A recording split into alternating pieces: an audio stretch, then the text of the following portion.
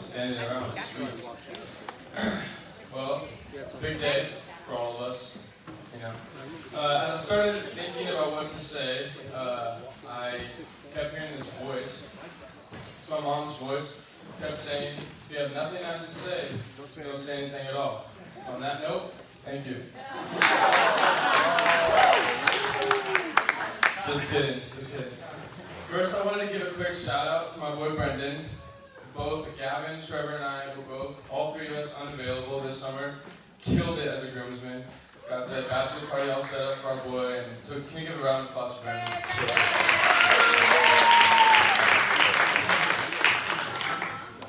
Well, it's truly a surreal feeling being here. My best friend just got married. We're pretty young. I mean, I kind of look young, so, right?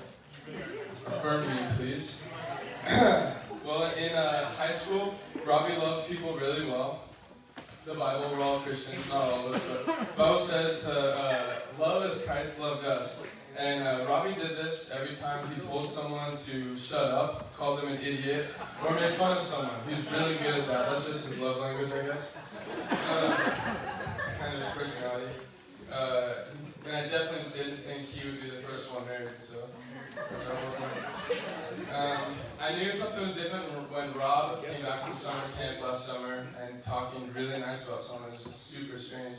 He really liked you, Ali, trust me. Thought it was too good to be true. From that point on, we saw a different Robbie. I'm just kidding. Robbie's actually a really nice guy. That's why I'm friends with him. Robbie, you've come a long way, bro. Remember the time that I took my machete to your truck and you just about killed me for making a tiny scratch? Or that time that Brendan's knee went through your truck window when I was driving and I pressed the brakes too hard? Or that time you broke your wrist when our youth leader launched you to the ceiling with a stability ball? We've come through a lot. It's been really awesome. Robbie and I supposedly met in kindergarten.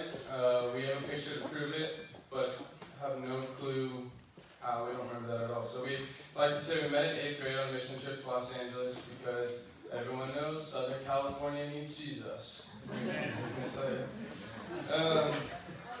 We have done some of the coolest things ever, along with some really, really weird things that I don't want to get into right now. It's possibly illegal in some states. Robbie and I were the non-athletic ones in the friend group, and so him and I hung out all the time in high school. We both got out of school early our senior year, so we basically tied at the hip. Some of our youth leaders always said that he would question like where the other person was if we went by each other's side. Shoot, why am I so shaky? I'm not nervous.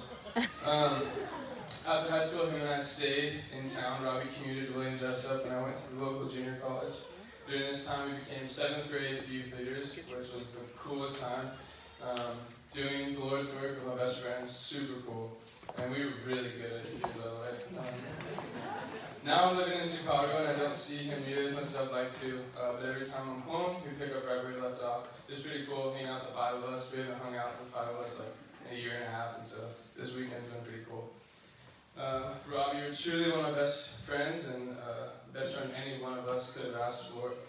You ask tough questions, you call us out on tough things, and you hold us accountable to live our lives in complete humility for the glory of God. Ali, you just married one of the most amazing men of God alive. He's super funny, super hardworking, caring, loving, gospel-minded, and super sexy.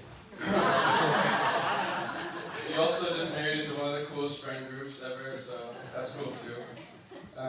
It's too late now because you already committed yourself to him forever. But I did want to give you some warnings from the 5 of us. Number 1, as you know, he can't smell, just in case you guys don't know, he cannot smell. So don't ever let him cook or bake, or else he'll burn the house down. Number 2, he never clips his toenails, so just be cautious.